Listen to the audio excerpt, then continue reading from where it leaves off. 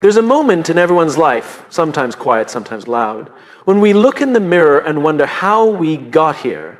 Not physically, not even professionally, but deep down, emotionally and existentially. We ask ourselves, is this who I really am?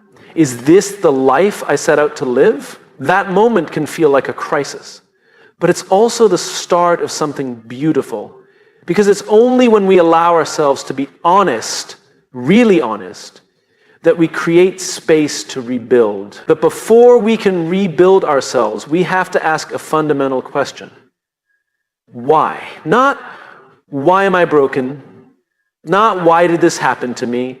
But rather, why do I want to rebuild? Why do I want success at all? You see, most people jump straight to what they need to do. Wake up earlier, read more, go to the gym, hustle harder.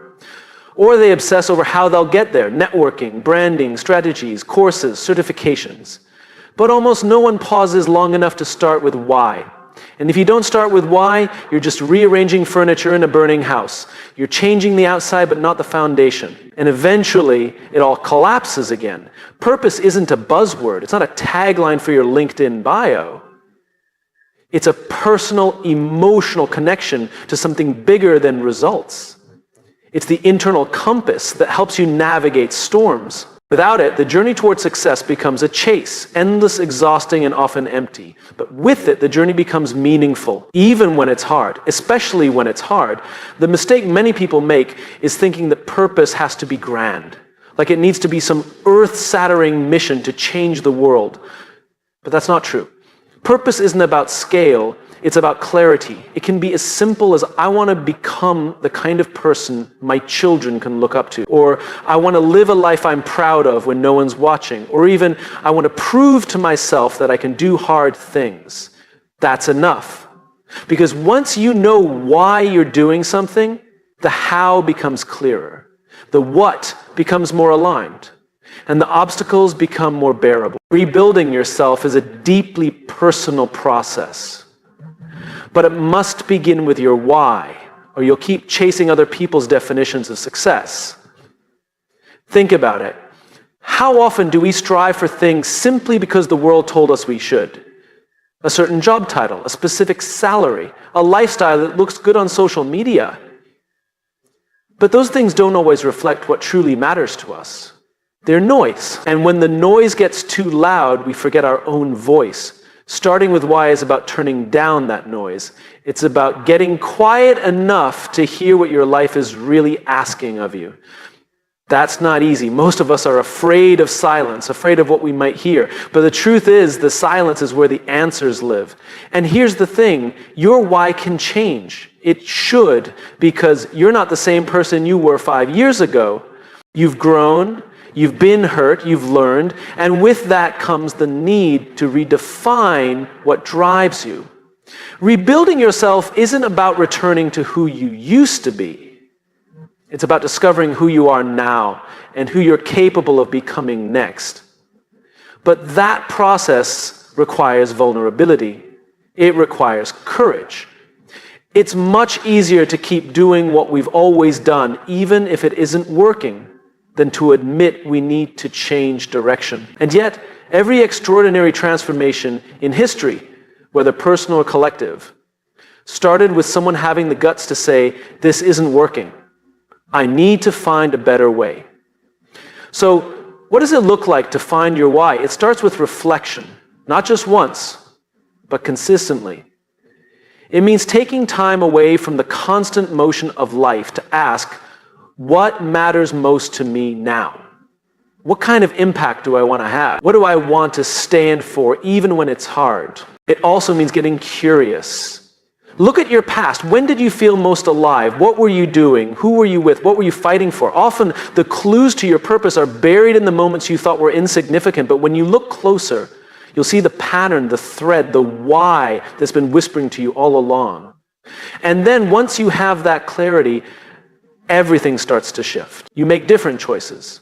You say no to things that don't align. You stop comparing your journey to someone else's highlight reel, and you start showing up with intention. That's when the rebuilding begins to mean something. You're not just putting yourself back together for appearances. You're becoming someone who lives on purpose, with purpose. Success, in the deepest sense, is not about what you accumulate. It's about what you contribute. It's about becoming someone others can count on, someone who inspires trust, someone who leads not just with skills, but with conviction. And conviction is born from clarity. Clarity comes from knowing your why. If you feel lost right now, don't panic. That feeling isn't a sign that you've failed. It's a sign that you're ready for something more. It's the invitation to rebuild. And that starts by remembering or discovering why you're here in the first place. Not for the trophies, not for the applause, but to live in alignment with the truth inside you, to build a life you don't need to escape from, to become someone you're proud of, even in the quiet moments no one sees. Rebuilding yourself for success starts not with action, but with intention. It starts not with doing, but with understanding. It starts when you stop chasing what looks good and start honoring what feels right. Start with why, everything else follows. We grow up believing that success is about addition. Add skills, add achievements, add followers, add money. It's a mindset of accumulation. But real transformation, real rebuilding, doesn't begin with adding. It begins with subtracting, letting go, breaking down. And that's the part most people avoid. There's something terrifying about tearing apart the version of ourselves we've grown used to. Even if it's not working anymore, even if it's causing us pain, we cling to it because it's familiar. But you can't step into a new future while dragging the weight of your past. You can't build a stronger version of yourself on a foundation that's cracked. Sometimes the bravest thing you can do is admit that what once served you is no longer serving you now. We all carry layers, beliefs, habits, stories, roles we've adopted to fit in or protect ourselves. At some point, those layers become armor. And while armor might keep us safe, it also keeps us stuck. It prevents us from moving freely, from connecting deeply, from growing fully. Rebuilding begins when we dare to take that armor off. This isn't about weakness, it's about courage. Because letting go isn't passive, it's one of the most active, intentional things you'll ever do.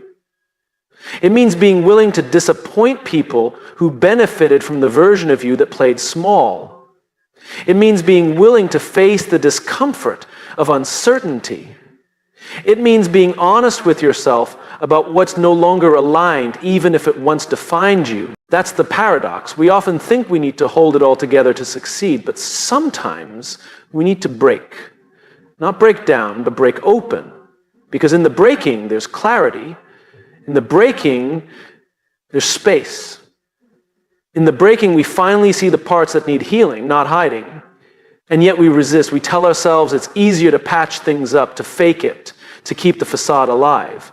But you can't build something lasting on a lie. At some point, the truth demands to be heard. And the truth is this: growth requires release. It requires shedding the parts of you that were built to survive but not to thrive. Think about nature. Trees don't cling to dead leaves, they shed them when the season changes. Not because something went wrong, but because it's part of the process. Letting go isn't failure, it's evolution. And we are no different. You may have to let go of an identity that gave you status but no joy. You may have to leave a job that paid the bills but drained your soul. You may have to walk away from relationships that once felt like home but now feel like cages. That's hard. But the alternative is harder. Staying small to avoid the discomfort of change. Rebuilding isn't just about becoming something new. It's about releasing what no longer fits, like carving a sculpture from a block of stone. You reveal the masterpiece, not by adding more, but by removing what. And this process is deeply personal. No one can do it for you. No one can tell you what to let go of. Only you know the quiet compromises you've made. Only you know the lies you've told yourself to keep going. Only you can name what you need to release in order to rise. But here's what's beautiful. When you do let go, when you finally drop what's been weighing you down, you feel it. Not just intellectually, but viscerally. There's a lightness, a freedom, a sense of possibility that wasn't there before. And suddenly you realize you weren't broken, you were buried under expectations, under pressure, under fear, And now, piece by piece, you're unearthing who you really are. This is not a quick fix. It's not glamorous. It's not something you post online with a catchy caption. It's quiet. It's messy. It happens in the small hours of the morning when doubt creeps in. It happens in hard conversations. It happens in the moments when you choose truth over comfort. But this is also where resilience is born. Because when you strip away what's false, what remains is unshakable. It's real. It's you. And from that place, you can build something that lasts. Something that reflects your values. Something that aligns with your purpose. Too often people chase external success to distract from internal pain.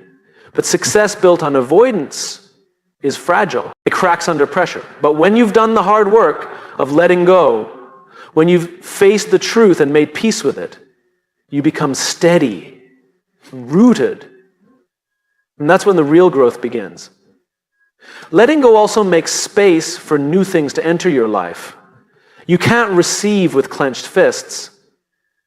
You can't create something new while clinging to what's outdated. But when you open up, when you release what you no longer need, you invite in relationships, opportunities, and ideas that match who you're becoming. This isn't just about personal transformation, it's about leadership. Because people don't follow those who appear perfect, they follow those who are real, who have the humility to admit when something's not working, who have the courage to evolve publicly, who model what it looks like to rebuild with intention. If you're in a season of breaking, you're not failing, you're being refined. The discomfort you feel isn't a sign you're off track. It's a sign you're being called to a deeper level of truth. Lean into it. Trust it. Let it shape you. Because on the other side of letting go is power. The power to choose differently, to show up fully, to build something rooted in who you truly are, not who you are pretending to be. So if you're going to rebuild yourself for success, don't start by adding more, start by subtracting. Break the patterns, break the silence, break the illusion. Let go of what's holding you back, and you'll be surprised by what rises in its place. This isn't the end, it's the beginning. And beginnings often look like endings in disguise. Break to build. That's where the real strength lives. We often wait for the perfect moment to change. We wait to feel ready. We wait to feel motivated. We wait for inspiration to strike like lightning. But the truth is, if you wait for motivation, you'll wait forever. Because motivation is fleeting. It's unreliable. It shows up when it wants to and disappears just when you need it most. If your path to success depends on how you feel in the moment, you'll quit the second things get hard, and they'll get hard. This is why discipline matters more. Discipline is what shows up when motivation doesn't. Discipline doesn't care if you're tired, if you're frustrated, or if you'd rather do something else. Discipline is a decision. A quiet, steady decision to keep going even when the spark is gone. Too many people believe that successful individuals are endlessly motivated, that they bounce out of bed every morning energized and excited to chase their goals. But that's a myth. The most successful people you admire don't succeed because they're constantly motivated. They succeed because they're consistent. They've built systems around who they want to be, not how they feel today. Discipline is freedom. It sounds contradictory, but it's true. When you create structure for yourself, when you build habits and rituals that align with your values, you free yourself from the chaos of indecision. You free yourself from being at the mercy of your moods. You no longer have to wonder, should I do this today? Because the decision has already been made. You just show up. That's where confidence comes from. Not from accomplishments or awards, but from keeping promises to yourself. Every time you follow through, even when it's hard, you prove to yourself that you can be trusted. That you're someone who does what they say they'll do. And that belief becomes unshakable over time. But discipline doesn't mean being rigid. It doesn't mean punishing yourself. It means creating habits that support your growth and setting up your life to serve your highest purpose. It means designing daily rituals that anchor you, that center you, and that remind you of who you're becoming, not just what you're trying to achieve. And rituals don't have to be complicated. In fact, the simpler the better. A 5-minute morning routine of silence or journaling, a consistent bedtime that protects your rest, a habit of reaching out to one person a day to stay connected. These small, repeatable actions compound. Over time, they create a rhythm. And in that rhythm, you find strength. Because the days you feel tired will come. The days you feel like quitting will come. But if you've built habits that are stronger than your excuses, you'll keep going. That's the difference between wishful thinking and real transformation. There's nothing glamorous about it. No one claps for you when you choose to take a walk instead of scrolling your phone. No one hands out awards for reading 10 pages of a book each night. But these are the things that shape you. These are the choices that build character. These are the invisible bricks that form the foundation of a meaningful life. Motivation is emotional. And when you're rebuilding yourself for success, you need intention more than emotion, because emotions fluctuate. They're reactive. They respond to weather, to sleep, to news, to the way someone looked at you this morning. But intention is rooted in values. It's anchored in purpose. It's aligned with your why. And when you marry intention with structure, you become unstoppable. Not in the loud, aggressive way we often see portrayed, but in the quiet, focused, unshakable way that actually lasts. That's what discipline gives you. Staying power. There's a quote that says, "We don't rise to the level of our goals, we fall to the level of our systems." That's true. You can have the most inspiring vision in the world, but if your daily habits don't support that vision, it stays a dream. That's why you must design your life to reflect who you want to become, not just in moments of motivation, but in moments of fatigue, doubt, and distraction. Ask yourself, what would my life look like if I simply did what I said I would do consistently? What if I made my bed every morning as a symbol of order? What if I drank water before reaching for coffee as a reminder to care for my body? What if I wrote for 10 minutes a day, even on the days I had nothing to say? Small things, but powerful things. Because success isn't built in massive leaps. It's built in quiet steps, repeated faithfully over time. It's built in the hours no one sees. It's built in the discipline to keep going even when the progress feels invisible. And here's the secret. The more you show up, the more motivation starts to show up too. Not because it magically returns, but because it follows action. Action generates momentum, and momentum over time creates a sense of purpose. But you don't wait for that to happen. You build it step by step, habit by habit. You don't need to overhaul your entire life overnight. You just need to start with one habit, one ritual, one promise to yourself, and then keep that promise, not perfectly, but consistently. Eventually, you'll look back and realize you've become someone different, someone stronger, someone more focused. Not because you were motivated every day, but because you were disciplined enough to show up anyway. That's how you rebuild yourself for success. Not in grand gestures, but in the quiet commitment to keep showing up, to do the work, especially when it's hard, to live by design, not by default. Because when you learn to trust discipline over motivation, you don't just build habits, you build a life. And that's where real success begins. Rebuilding yourself is not something you can do alone. Not entirely. Yes, the work begins with you. Yes, the commitment must come from within. But the people around you shape your progress in ways you may not even realize. We like to believe we're independent, that we make our own choices unaffected by those around us. But the truth is, we are deeply influenced by conversations, by energy, by expectations. Whether we evolve or remain stuck often comes down to one critical question. Who's in your circle? The people you surround yourself with don't just reflect your present, they project your future. Think about that for a second. Who you listen to, who you spend time with, who you seek approval from. Those people influence your habits, your mindset, your courage, and your clarity. They either call you higher or pull you sideways. They either challenge your growth or comfort your stagnation. And it happens slowly, subtly. That's why you must be intentional. When you're rebuilding yourself for success, you're vulnerable. You're shedding old layers. You're stepping into unfamiliar territory. And in that space, you need people who see the version of you you're becoming not just the version of you they remember. Because not everyone will want you to change, not everyone will understand your evolution, and that's okay. They don't have to. But you have to protect the space around you like your future depends on it. Because it does. This doesn't mean cutting people off harshly or walking away with resentment. It means learning the difference between connections that empower and those that drain. It means asking, does this relationship add clarity or confusion to my life? It means recognizing when you've outgrown conversations that no longer feed your growth. We often hold on to relationships out of loyalty to our past, even when they no longer align with our future. That loyalty is not the same as obligation. You can be grateful for people who are part of your journey without inviting them into your next chapter.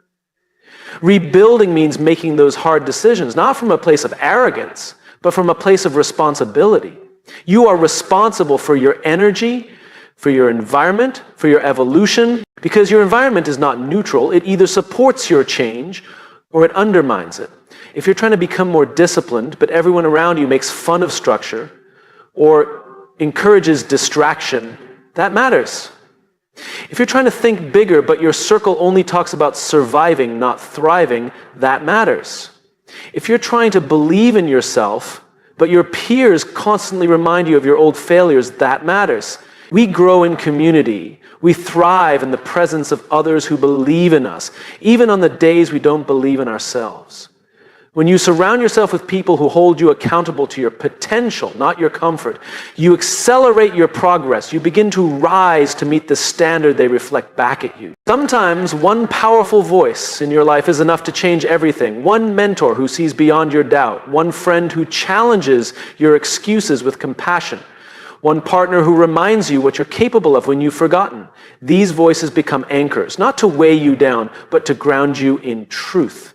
But these voices don't just appear. You must seek them, you must choose them. You must build your circle with the same care and clarity you'd use to build your home. Because in many ways, that's what your circle becomes. A home for your mindset. A place where your ideas live and grow. A place where your identity is either reinforced or reimagined. So ask yourself, who are you talking to every day?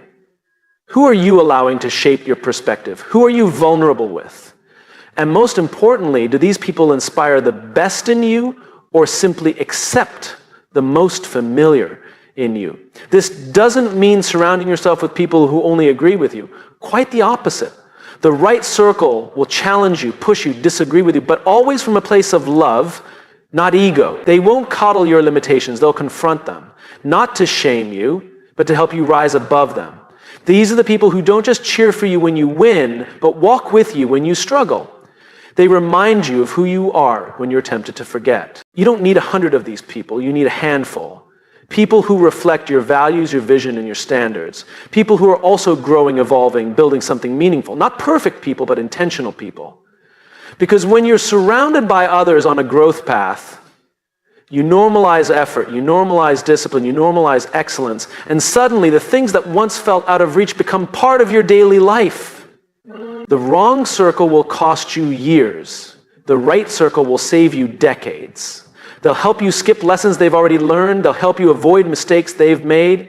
They'll open doors not because you asked, but because they believe in what you're building. So if you're serious about rebuilding yourself for success, take a hard, honest look at your circle, not through a lens of judgment, but through a lens of clarity. Ask yourself, does this connection reflect who I was or who I want to be? And then act accordingly. Sometimes the most powerful growth decision you'll ever make is not what you do, but who you do it with. Because no matter how strong your willpower is, your environment will always win. You can't outperform your surroundings forever. So build a circle that lifts you, that stretches you, that reminds you why you started. In the end, success isn't just about what you accomplish. It's about who you become. And who you become is directly shaped by who you're around every day. Choose wisely. Surround to evolve. Because your future is too important to leave in the hands of proximity. Choose people who help you rise. We live in a world obsessed with outcomes. Promotions, titles, metrics, applause. We chase these external markers of success, believing they will make us feel whole, fulfilled, validated. But the truth is, achievement without alignment is empty. You can reach the top of the ladder and realize it was leaning against the wrong wall the entire time.